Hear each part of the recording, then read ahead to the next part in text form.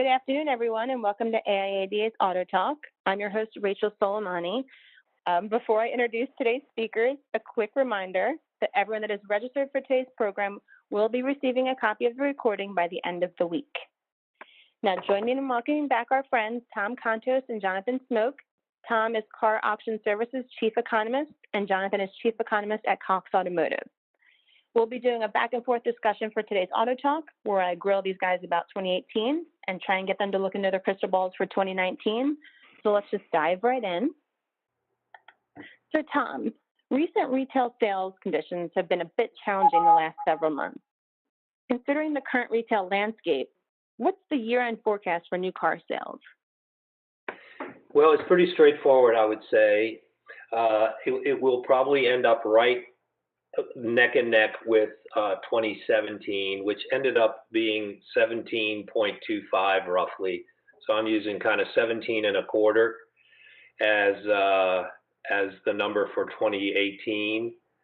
That all is contingent upon a pretty solid December, because on a year-to-date basis, through November, sales were at 15.7 million. Pretty much on actually a 0.4% above year ago levels, and that equates to about 61,000 units. So we're right there. It's a matter of having a December that's similar to last year. So another 1.5 million units would get us from 15.7 to 17.2. 1.6 million would get us pretty much right on last year. I think that's a very feasible expectation, and whether we are just above or just below that number, I think we're pretty close with 17 and a quarter. Jonathan, taking into consideration interest rates, incentives, consumer confidence, fuel prices, etc., are there any specific key factors driving the market? There definitely have been several. And I agree with Tom's perspective that we're very likely to see a good December, and we'll close out the year effectively very similar to last year, if not slightly higher than last year. And what's been interesting is that retail demand has actually looked better in the last several months in the back half of the year than in the first half of the year. And part of that reason is because a few of those factors that have been driving the market were more negative in the early part of the year. For example, fuel and gas prices was starting to look very problematic through the first 5 months of the year.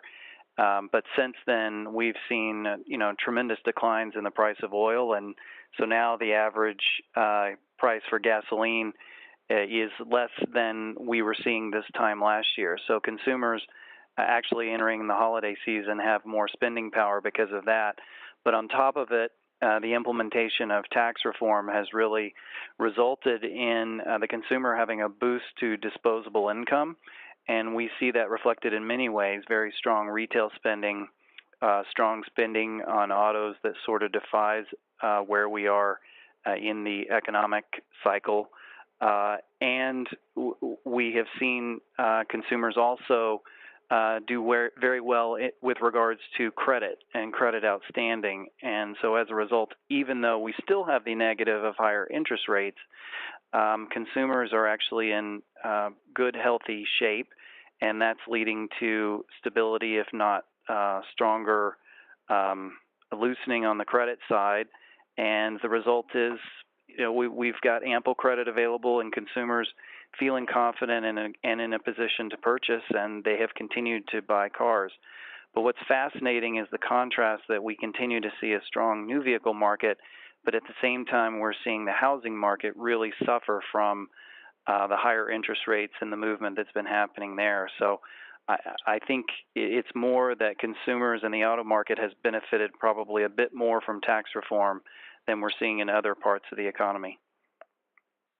I agree. And as a consumer myself, I'm okay with the lower gas prices, but it's very fascinating, like you said. I gassed up for $1.98 per gallon at the end of last week. So yeah, a far contrast from what we saw. Yes, and it boosts morale overall in all aspects of it.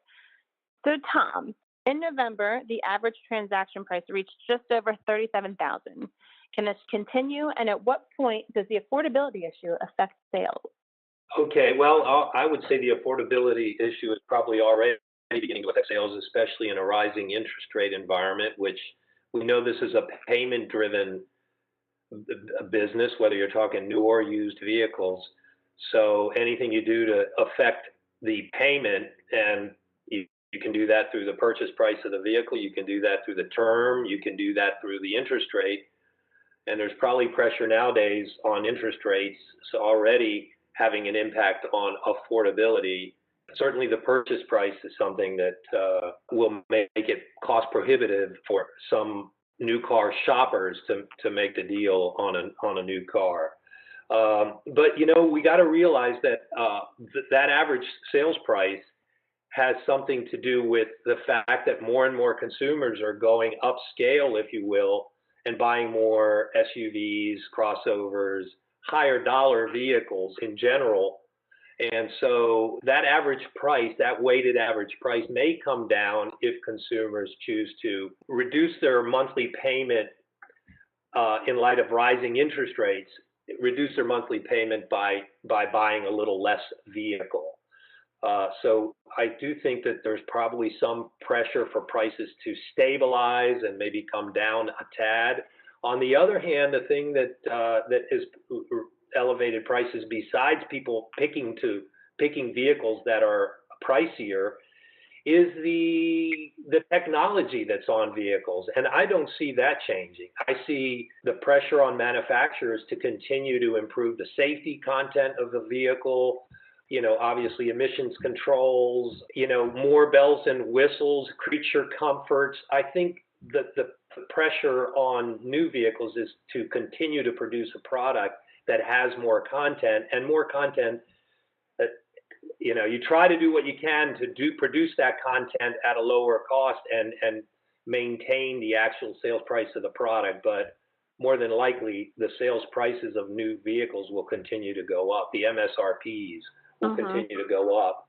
So there's pressure in both directions, but ultimately consumers that do buy new vehicles will probably be forced to, because of rising interest rates and maybe other factors that affect affordability in terms of income growth and other factors, buy less vehicle, and we'll see that a little bit of either stability or a slowdown in the rate of growth in new vehicle prices.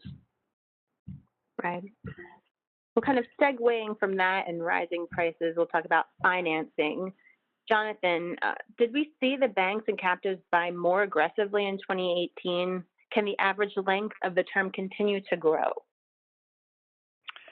So it was interesting because I would say it's kind of like with retail sales, and it's probably very much related. We saw more conservatism in the first half of the year, so we were definitely seeing signs that basically credit access was tightening in the auto finance market because we were no longer seeing terms get longer, which generally is a good thing, I would say, for dealers and consumers alike. And we were also seeing the share of subprime borrowers, and especially deep subprime borrowers, decline and essentially be, representing that they were a bit underrepresented in the auto loans written in the first half of the year. But boy, how things changed starting in the third quarter and in more recent months. We saw multiple signs of lenders getting more aggressive, higher share of subprime, more deep subprime borrowers than we had seen in the first part of the year. Terms starting to lengthen again, especially for subprime borrowers, and even the spread or the kind of premium that basically subprime borrowers are being charged with the interest rate and dealers' margins being cut was another indication that effectively to kind of potentially have more units in the market or whatever reason, the lenders were more comfortable in being more aggressive. And on the one hand, they can be that way because, as I mentioned earlier, we've actually seen delinquencies and defaults decline this year, which is actually pretty astounding when you consider we're at record levels of outstanding auto loan balances. But again, I think it's directly related to the very strong employment environment we're in and the consumer's ability to use extra money in their paychecks from tax reform to keep more current than in past times. But I am concerned that the level of activity potentially is more on the side of banking on those key trends continuing into 2019. So if we start to see some weakness in parts of the economy where layoffs, like even from the auto sector, are likely to weigh on regions where you have substantial auto assembly and parts production, but also in the oil and energy parts of the economy, the price of oil helps us celebrate $2, $2 a gallon gasoline, but it's not good for those in the energy exploration part of the market. And so I have a feeling that we're going to have more challenges next year as we move forward, and therefore we're likely to see defaults and delinquencies increase, and that's likely to kind of shut off what has enabled some additional sales in the back half of the year. And to your question, can we continue to see the average length of the term continue to grow? I don't think so.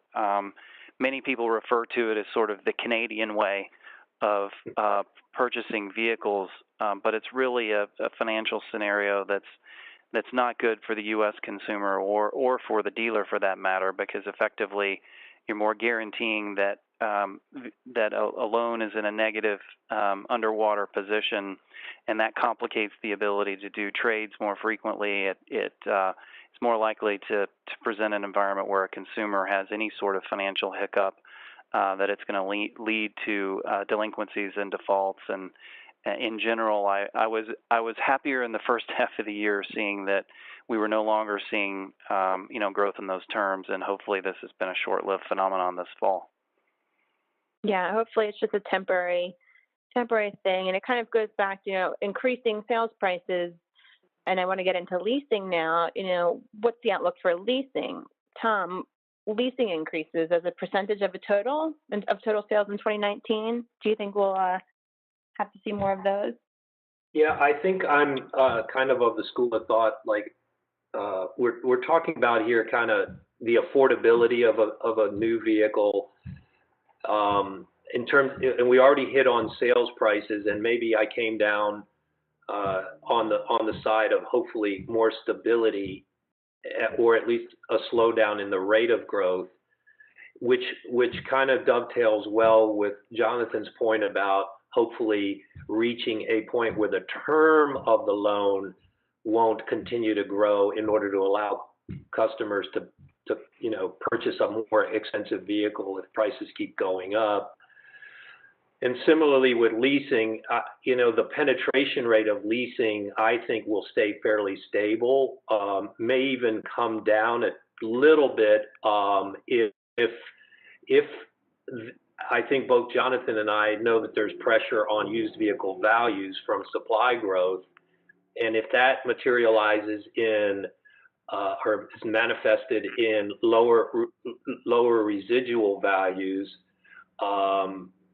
then lease payments would effectively be less competitive, and that would drive more people to look for installment loan financing at long terms as opposed to leasing, or into the used car market away from the new car market. So I think lease penetration rates at about 30% and maybe falling into the high 20s and maybe even to the mid to high 20s is a more likely outcome than that lease penetration rates would go up.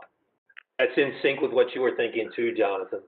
Yep. Yeah, I would agree on two fronts, Tom. I do think that we're likely to see a stability in terms of the penetration, and actually, I'm somewhat hopeful that we actually see it increase because what we're seeing, what factors into the lease calculus and the attractiveness of lease payments is the residual forecast.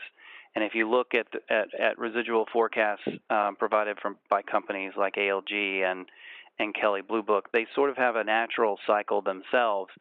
And we reached the bottom of residual forecasts that effectively caused much higher lease payments in the beginning of 2018. And as residual forecasts have started to reflect the stronger used vehicle price performance we've seen over the last year, we've started to see those forecasts come back up. And the effect is that leasing was increasingly becoming less attractive to financing or also buying a used vehicle. And now that we're no longer seeing lease payments inflate by more than the other types of payment alternatives, it's making leasing, I think, more attractive.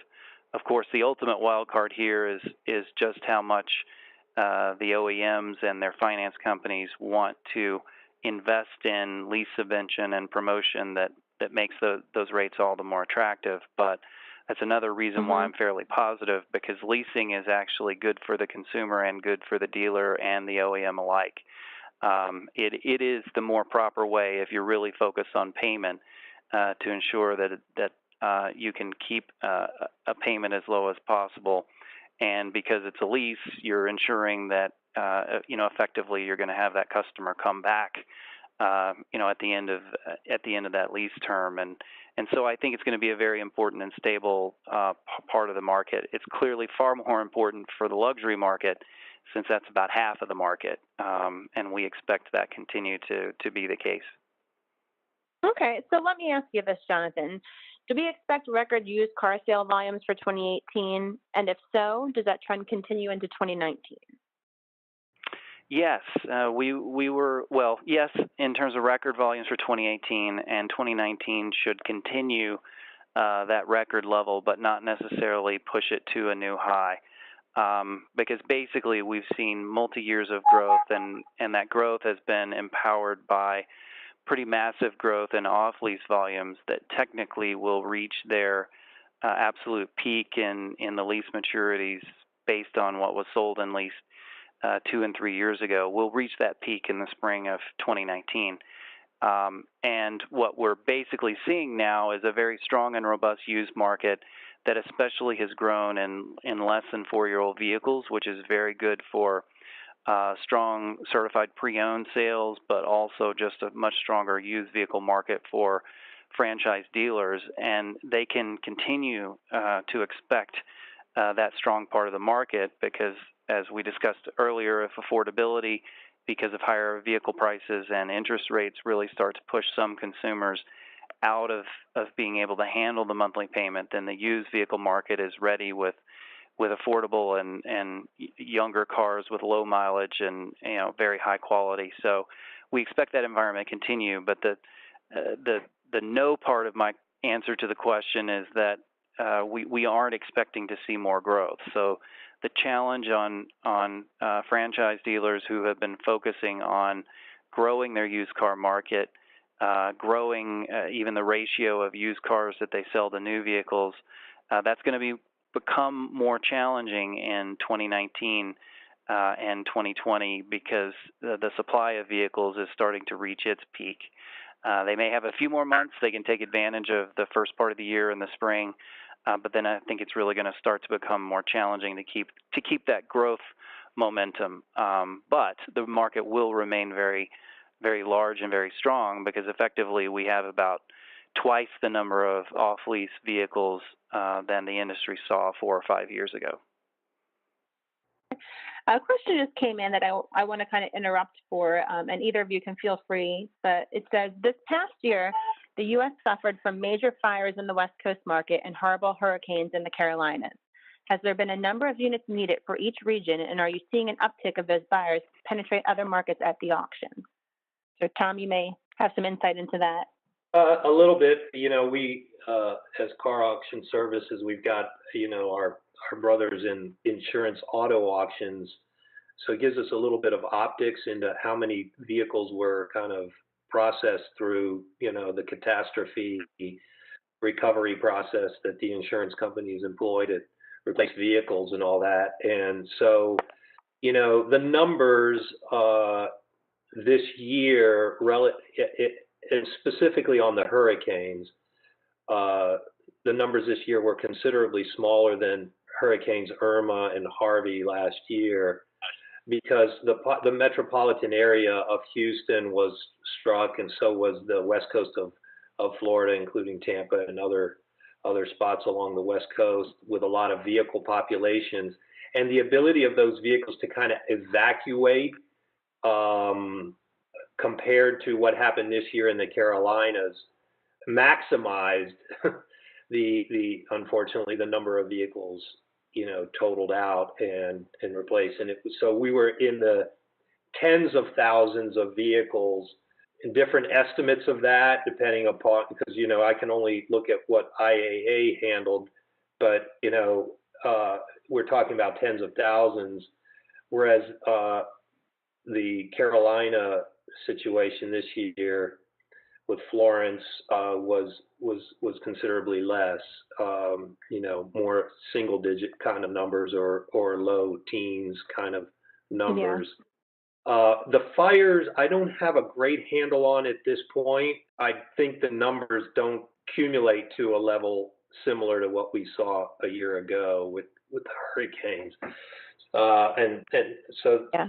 So I would say there's been some pressure on and positive pressure in terms of wholesale prices from replacing those vehicles, and that's been another one of the, if you will, good guys. That's, as Jonathan indicated, that's kept used car prices stronger than they might have otherwise been, considering the growth in supply. But I don't think it was quite the boost this year as it was last year, and thankfully so, because fewer people were impacted by losing their vehicles and other assets from the devastation of natural phenomena there. So that would be my take on that one. Okay, well, I'm going to bring it back around, and maybe you can keep going, Tom, and just how are the wholesale volumes for 2018, and what's the outlook for 2019? Did we see the wave of lease return vehicles many were expecting?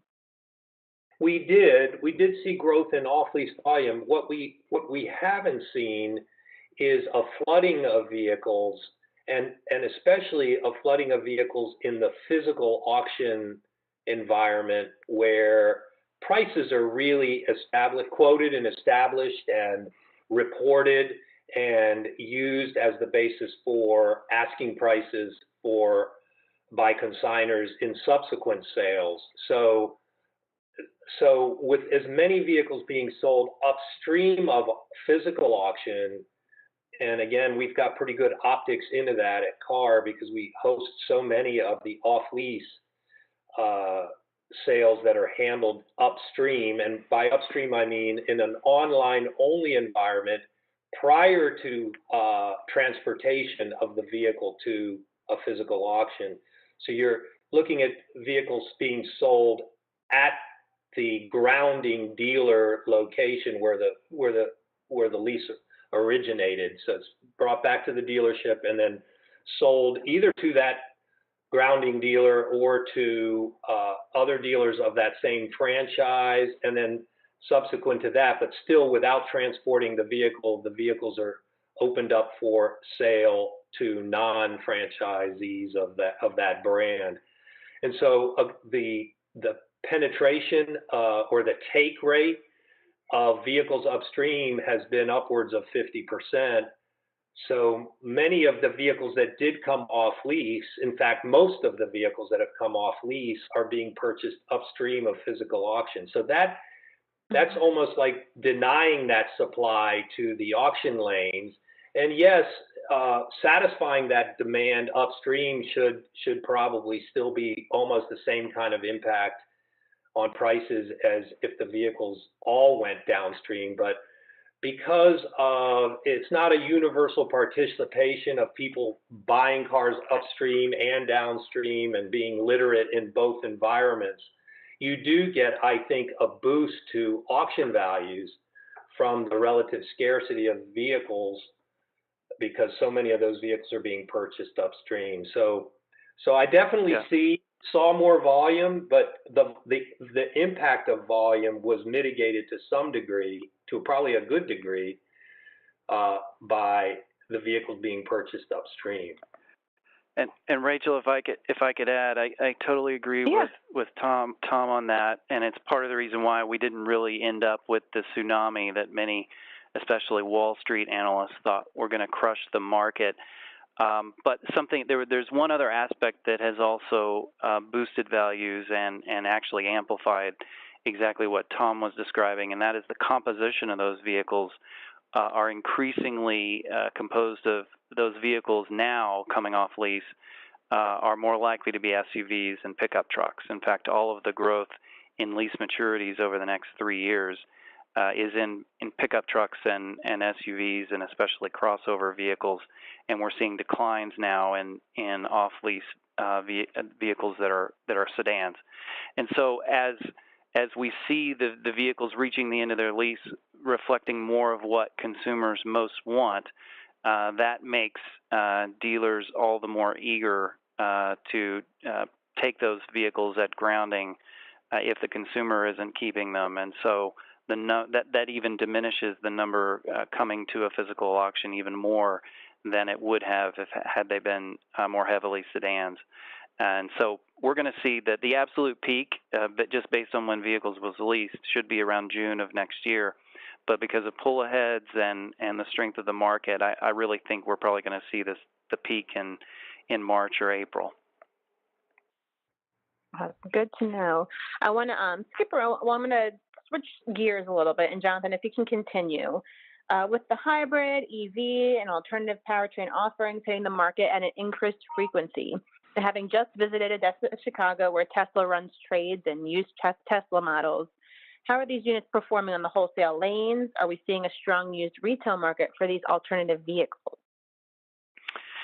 So the EV market is still a tough one in terms of looking at price metrics and especially residuals, because part of the problem is there's such substantial, in essence, discounting as a result of tax credits that when you look at their values in the wholesale market, the market knows that consumers are paying $7,500 less than what's on the sticker out of the gate federally, and in many states there are also additional incentives. So when you look at EVs as a category, they in general underperform almost every other segment in terms of residuals.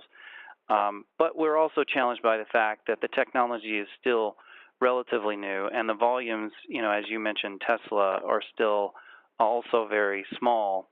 But in the past year to date in 2018, we've already had twice the number of Teslas at Mannheim that we saw in 2017. So I think as the market starts to see more of the vehicles and consumers reflect more confidence in, say, the range of the batteries and that the technology is kind of more acceptable, we'll probably start to see improving price performance.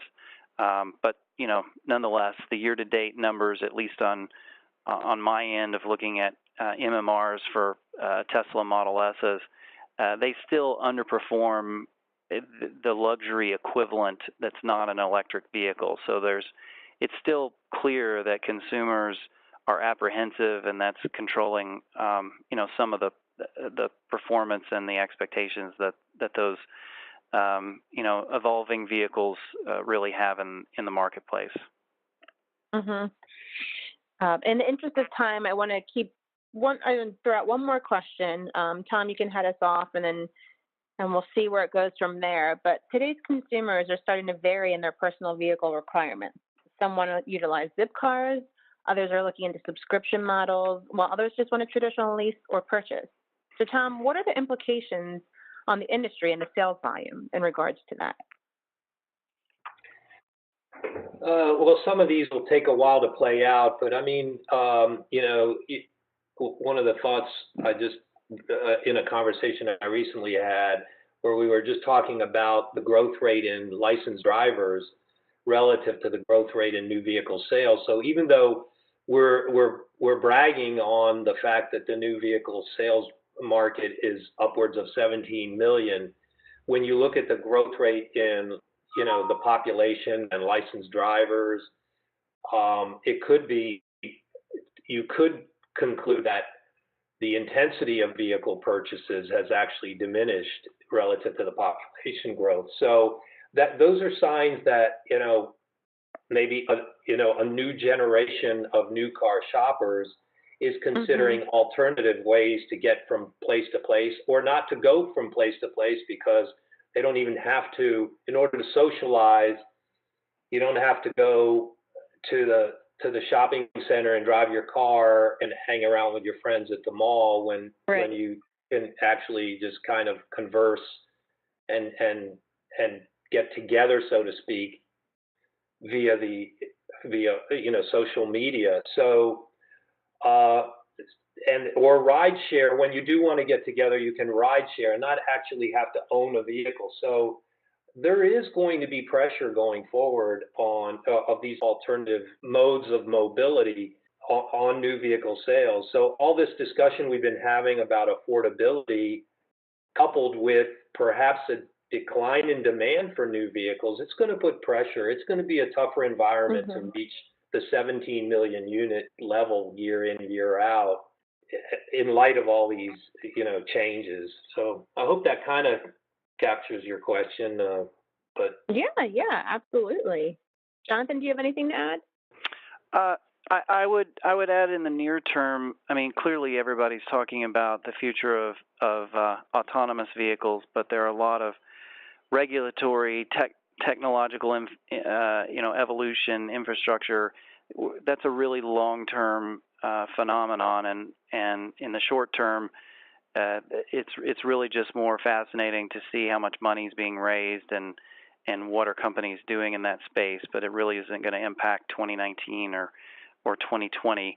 But what I think is starting to impact, and it relates to the affordability question, are some of the near-term disruptions, like ride sharing, and whether or not in some very urban environments that ride sharing is enabling somebody that's on the fence of needing to have a vehicle, and essentially finding a way to avoid vehicle ownership. So I think you will start to see signs in like the most dense urban areas that we start to see small declines in the number of households with vehicles, or potentially we start to see the average number of vehicles that households own starting to come down.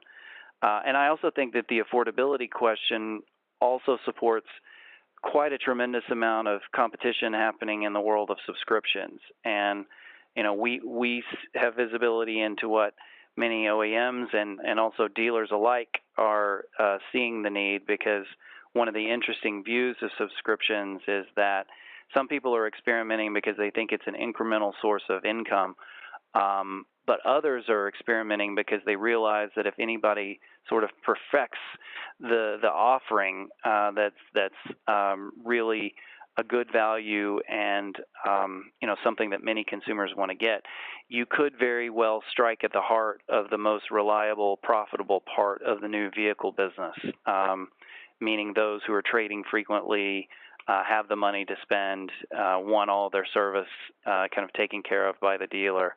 And those are exactly the kind of customers the industry can't afford to lose over the long term. So I kind of think that that's where the real competition and the real interesting things are going to happen in the short term. Awesome. Very interesting. Thank you so much. Tom and Jonathan, we appreciate and love having you back year after year. It's always such a great and informative conversation where you guys take the mic. For everyone else, for more information about AIADA, visit AIADA.org or call 1-800-GO-AIADA. Thanks for joining us, everyone, and have a wonderful holiday season.